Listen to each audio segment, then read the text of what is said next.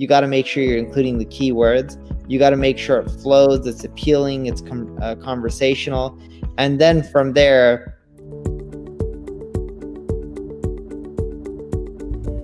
so Neil Patel, thank you for giving up your time this afternoon, but I understand it's this morning where you are. That's right. Thank you for having me. For the audience who haven't met you yet, which is crazy if they haven't seen you online or in marketing in some way, shape or form, do you want to do a little bit of an introduction for yourself? Sure. I blog at neilpatel.com, where I blog about marketing, sometimes entrepreneurship. Other than that, I have an ad agency called Neil Patel Digital, named after me, funny enough, where we help companies grow their traffic and their revenue online. And I have a marketing software called Uber Suggest. What do you think have been the biggest shifts in marketing? Yeah, the big shift that we're seeing right now in marketing, and keep in mind, I was doing marketing before 2003, but 2003 is when I really got into it, right? Marketing changes super fast. In 2001, if you put the keyword that you're trying to rank for in the title of the page, you used to rank pretty easily. By 2003, if you did that, it wasn't as easy. And that was the speed then. Now, of course, it changes much more rapidly. There's many more algorithm updates, at least when it comes to SEO. There's many more platforms from Facebook. MySpace was back in the day, it was popular, but now there's Facebook, Instagram, everyone's talking about, but the list goes on and on. So things change, times change. And the big thing that I ended up learning is whatever you think is working isn't going to work forever in the long run. So you better learn how to adapt and keep learning. And that's one of the best things you can have if you want to do well in marketing, is the ability to learn and continually get better. That's a principle for business though, isn't it? Really, the ability to be able to change and inspire. The team and people on your team really don't like change has been one of the big things that I've seen, but it's a natural progression. You have to continually keep pivoting and changing as journeys go and the business grows, right? Exactly. Yeah. So I've heard a saying that the 2010s, for example, in social media were very much a case of building audience, building communities, building following, which now kind of moving into the 2020s, it's pretty much all about ads.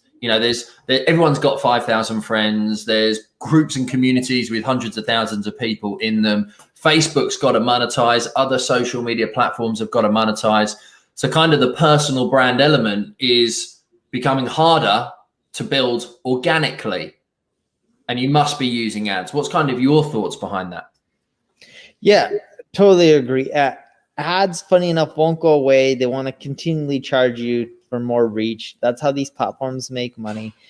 When you look at the organic reach, it's harder and harder. But here's the thing. There's new platforms that always come around and make it easier to get reach. For example, I was on Clubhouse literally right before we ended up doing this podcast interview. Okay. And I started with 100 and something followers. I joined a room, talked for literally 30 seconds, and now I have 400 and something followers. Now, is it going to be that easy to gain followers on Clubhouse if they maintain their popularity and their growth rate within a year or two? Of course not, right? Is it easy to gain popularity on LinkedIn right now? Yes. Why? Less than 3%, or roughly around 3% of the people on LinkedIn only post content, which means majority of the people don't post content. They want more people to post content. Now, if LinkedIn had 30% of their people posting content, do you think you would gain as much followers and reach when you post your content? Of course not. And why? Because there's competition. They're already getting what they're looking for. So these platforms will encourage you really early on and give you what you want. But the moment they start doing well enough where they don't need it as much, then they turn the little knobs and throttle it, so then that way they start making more money. But it doesn't mean you can't grow in marketing. You just got to get creative. And that's why in marketing, I think one of the best skill sets is creativity. Yeah, sure, you can read and learn, but if you can't think outside the box, especially when everyone else is, doing the same thing, you're not going to do well. There's so many people with more money, more employees, more resources. You got to really think outside the box to win. Yeah, that's why quite a lot of people have made it with the likes of TikTok and things like that, haven't they? Because they've been able to do things. I've seen people in the mortgage space, which is my background, who are doing crazy things from a marketing perspective that you just wouldn't put such a professional industry with the stuff they're doing, but their pages and profiles are blowing up because of it. Exactly. Yeah. So, and what's funny is it's like, I know real estate agents who have done well purely because of LinkedIn. One of my buddies, Todd, who's in the mortgage industry, has gotten quite a few customers from LinkedIn as well. Who would ever thought, though, right? But you can end up getting business from these sites and these platforms if you participate. Yeah, that's exactly it, isn't it? You only get out what you put in effectively from doing it. And I think that's one of the things that dawned on me when you said earlier, right at the very beginning, you said you set up the website neilpatel.com. One of my first lessons, because in my first 10 years of business, I basically did no marketing, which is why I'm so passionate about it now. My journey in marketing started 2016. But one of the first lessons I learned was like, don't name things after you. Do not call your business Gary Das Mortgage Broker. Do not call your business, you need a bigger brand, because otherwise it only just comes about you. So Yes, what I agree prompted you to go that route? So what was funny is when I first started off in the marketing realm, right? Forget my first business, but let's go into the marketing realm because that's when I really started. Yeah. When I looked at that, my first ad agency was called ACS. Got crushed during 2008, during the financial crisis, right? The mortgage industry, at least in the US, I don't know how it was on the other side of the pond. Horrendous. So when you think about it from that perspective, right, that business was gone, had some software companies. neilpatel.com was a place for me to just blog about marketing. I didn't expect my brand to grow. I was just blogging on marketing because it was fun, it's my passion, has nothing to do with business. Eventually, my team's like, we should go and create an ad agency, right? One of my buddies, Mike, who's now my co-founder. And I was like, it's a lot of work. I don't know.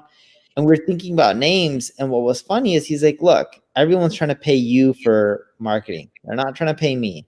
They're not trying to pay someone else because you have such a loyal blog audience. At that time, my blog was getting maybe like 400,000 or 500,000 visitors. He's like, we should end up naming the ad agency after you. And that's how it ended up starting. And then we took it from there. Now, here's the issue when you name something after yourself. Tony Robbins is only so big. LeBron James is only so big. Ronaldo is only so big. These brands are not as big as Apple, Google, Amazon, and the list goes on and on. I am stuck in that boat. My brand is nowhere near the size of Ronaldo, LeBron James, or any of those people. And so my personal brand is much smaller, which means my total amount of money that I can probably make is going to be smaller as well. But when Tony Robbins passes away, and I hope he never does, amazing guy, I don't know him, but great content, and we all eventually pass away, at least currently, there's not technology to keep us around longer. What do you think is going to happen to the Tony Robbins brand? It may not go to zero, but it's not going to be worth the same compared to when Tony Robbins was around. Mm-hmm. And that's the issue that we all end up facing that people don't really think about, in which, look, if you have a brand around yourself, it's harder to make it everlasting. And in my space, sure, there's been some people that have created a brand that'll last a very long time, like Ogilvy. He passed away, known as one of the best ad execs out there. There's people like Michael Jordan. When he passes away, I think his shoes will still be super popular. But I think that list is really tiny. And if I recommended people to go with a brand, I would tell them, don't build a personal brand. People don't want to buy personal brands. Then you have this key man syndrome, in which if something happens to you, the business goes away. Yeah, that's that was the message that I kind of took. And it's that 3 elements of brands, isn't it? You have the personal brand, which is you, Neil Patel. But if you had the business brand, it can live on after you. And then you can create product brands underneath the different businesses or the business as such. So have you not given any thought to releasing a business brand and kind of slowly pivoting, or do you think it would have too much of a hindrance? We think it would impact the business in a negative way. So we took the ad agency, we changed it from Neil Patel Digital to NP Digital, right? Because it's just initials. Not everyone will know what's around me. But what's funny is when our sales reps still talk to people, they say they want to hire Neil. So that doesn't help. We created a software product called Uber Suggest. And that product, not named after me, so it's standalone, which is great. And we'll continue to spin off more like that. But it's just a long journey. Yeah. And when you started your ad agency, you said you've been blogging and you built that blog up, and that enabled you, your team wanted to move into an ad agency. Did your ad agency initially only deal with blogs and SEO, or did it kind of go out wider and farther than that? We only ended up starting with SEO, and then we added paid media, so paid advertising. Now we'll do things like CRO and affiliate marketing and email marketing, and the list goes on and on. But eventually we expanded to many areas. We don't do all of them, but we do the majority. So that breeds, I'm glad you said that, because that nicely leads into my next question, which is, how important do you think from a marketing perspective it is to start with a niche? I think it's important. Marketing is super competitive. If you don't start with the niche, you're going to be screwed. So I think you need to niche down, and then after you do well in that niche, then expand, but start smaller. There's nothing wrong with starting small and then growing from there. Yeah, I think that's a business principle that applies out. I started in self-employed mortgages, and slowly but surely we branched the business out over time. That's now led into coaching and mentoring and teaching and training and courses, etc. And you just don't, I think that wouldn't have happened if I'd have been a generalist and not focused on one particular area, because in a smaller pond, you can be a bigger fish potentially, can't you? That's the thing. Exactly. Yeah. So what's one of the must-do things that you think people need to do now in marketing then? Be consistent. Everyone expects results right away. So there's two things, right? One, you have to be consistent, and two, you have to be persistent. So persistence, you keep pushing. Consistent is you have to do it on a regular basis. So if you're blogging, blog once, twice, 3 times a week. You're participating on social media, you got to participate multiple times a week. But you got to do that for a long period of time. It used to be where you can be popular or grow your traffic within 3 to 6 months or 1 month or even a year. But now it really takes 2 to 3 years to really see the results. And that's where most people fail. It's not that they're doing the wrong things, they just don't do it long enough. Yeah, I think the blogging side, I don't know what it's like here in the UK, in the US or wherever, but in the UK, certainly the thing that I've heard is it's almost impossible to rank for SEO. They say that in the UK, they say that in the US, they say that in Australia. It's still very possible to rank, just not in the short run. If you want results within 3 months, you're not going to do that well. If you have an old established site, sure, you can. But generally speaking, you need to give it a year to 2 years and you can do well, even in the UK. But the problem is most people don't want to invest the time and the money for that long before they see results, because you're burning the money and you're not really generating any revenue in the short run. But that also creates an amazing moat because most people aren't willing to invest the money.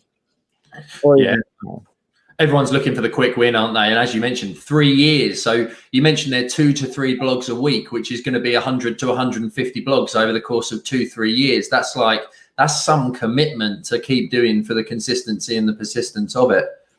Yeah, and it's expensive. If you're not writing it yourself, let's say you're paying £100 per blog post and you do 3 a week, right? You're looking at over 150 a year, right? Yeah. It adds up very, very fast. Over 3 years, that's a ton of money. So how do people, who are starting out and want to write content? I'm a massive video fan. I love being on video. It's so much easier. You can equally create the written and the audio out of it. So it's a massive leverage of time. But for those who don't want to put their faces on video, how can they even try to dominate in terms of, they've just literally got to write 3 blogs a week? Is there a perfect length or a place to post them? Is it website now? Is it LinkedIn articles? Is it Medium? How do you focus that? Yeah, so the length is whatever length provides the reader with everything they need to know. So if I was creating an article on self-employed mortgages, I would talk about everything: how to qualify, what sizes are easy, what do you need to show to qualify, what banks offer these mortgages. I'm making this up because I don't know much about self-employed mortgages, period. So the more detailed you get, the better. For example, we have something in the US called credit score. I don't know if there's a credit score in the UK. Yeah. If you didn't talk about the credit score in the article, it wouldn't be as thorough, right? So if you talked about credit score, which you should, it'll be a little bit longer. So don't think about the article as in how long it should be. Think about, did I cover everything that needs to be covered? The second thing is it needs to be fresh and updated. So after 6 months, is it old? Are some of the things antiquated and need to be updated? If so, you need to keep updating. The third thing is when you have that content, you want to keep it on your blog first, but share it on the social web. And a week later, by all means, repost it on Medium, LinkedIn posts, Facebook posts, and the list can go on and on. There's nothing wrong with repurposing and duplicating the content because it just gives more awareness to you. Yeah, I see. And that's probably the same. Do you think it's okay from like my perspective then, if I were to do a video and then get that video transcribed by rev.com, you know, it's going to need some editing to make it keyword rich? Or can you just kind of make it better English? Because my spoken English isn't particularly good. And then, you know, put it up and job done? Or do you have to do a bit more to it than that? Yeah, you have to do a little bit more to that. I do the same thing. So we'll create videos. Funny enough, we use rev.com as well. Transcribe it. They're pretty fast. You still got to modify it because even the transcriptions aren't perfect. And even if they modify, even if their transcriptions were perfect, the way we talk doesn't always work out in a paragraph form for blog content. You got to modify it. You got to make sure you're including the keywords. You got to make sure it flows, it's appealing, it's conversational. And then from there, you can post it up, but it typically requires a lot of editing. What we've seen is there's nothing wrong with that process, but sometimes it's just easier to write a blog post from scratch and not transcribe the videos. Yeah. Yeah, that's very true. Maybe start with bullet points and then expand it out from there, perhaps for using, you know, I often do my videos with bullet points. So maybe it's just taking them from there and then writing the blogs afterwards. That's actually not a bad idea. I mean, it's a bit more effort, but as you say, it'll probably read a little bit better. And it'll perform much better too in the long run. Yeah. Interesting. So I'm interested. We've covered a bit around marketing and I know that's your core topic, but I'm always interested. This is aimed at business owners. We get a lot of self-employed entrepreneurs and, you know, who listen to this from startup through to scale up. And I think, how many people are on your team right now? I don't know. Globally, I had to guess maybe 400. So 400. So from that, I honestly don't know. Yeah. So one of the things I'm always interested in, I know I've seen your kids in your videos before, and you know you're a family man. And how through the journey of getting to 400 people on your team, which most people listening to this, let's be face it, they're never going to have to deal with businesses of that size.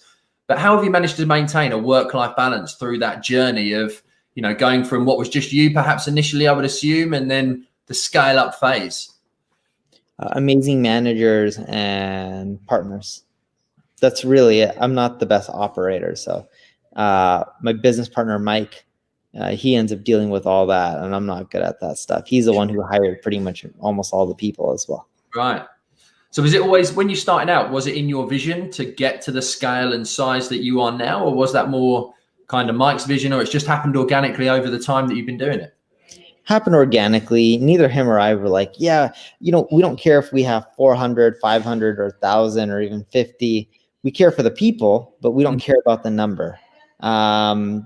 We don't want to fire people. Don't get me wrong on that end. But when we started, we never had this vision that we want to have 1,000 employees or 500 or 400. We want to create an amazing environment for all our team members where they enjoy working. We want to create amazing results for our customers where they're happy and we can help them succeed. But generally speaking, it just organically happened. I think it's too hard to plan out how many people you want. And typically, if you can get more done with less people, the better off you are. Yeah, and it definitely stems, you've got that passion for marketing, which is clearly evident, and it's what's driven the business forward for such a long period of time, isn't it? It's without that passion front leading it and, someone operating it effectively, as you say, in your operations manager, then it just never would have got to where it was. Exactly. Yeah. Do you think it's, has it been stressful for you over that journey of going through it, or do you think that's mostly been carried by your business partner? It's mainly through my business partner. I didn't have to deal with literally anything. Nice. So what's a typical day then like for you in terms of, coming up? Are you the ideas man and doing all that side of it? I focus on the marketing, traction, and going from there. I spend a lot of time with family, but and things are growing decently. During times like this, what most people don't realize is the bigger you are, the harder it is to stay afloat, right? You got more expenses, more people, business may not grow as fast during times like this, which is fine. I look at things and there's way more people struggling harder and more than me, which sucks. I'd rather struggle a little bit more and make sure people have food on their plates at night, stuff like that. But keep in mind, size isn't always a good thing. And the reason I want to emphasize that, and especially in the mortgage industry, you see a lot of people are like, I want a massive team. I want people dialing, getting me tons of leads and closing tons of deals. But you have to remember, when you grow really large, it also makes it easier for you to potentially fail as well. Yeah. So what's next for Neil Patel then? Where's your brand and business going? Just continually grow, or try to at least. Hopefully, I'm knock on wood, a little superstitious, but we'll try to grow and see what happens. Yeah, you're going to continue to keep doing the blogging. Do you do the blogging yourself now, or is that leveraged out to somebody else? Blogging is me. My team updates 21 old blog posts to keep them fresh. That they do. I don't have time to do 21 updates a week, but I write at least one post a week. Crazy, nice. So in terms of if people want to find out more about Neil Patel or connect with you on socials, what's the best thing and where to go? neilpatel.com.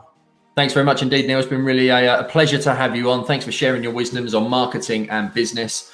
And I look forward to watching more of you online. Thanks for having me.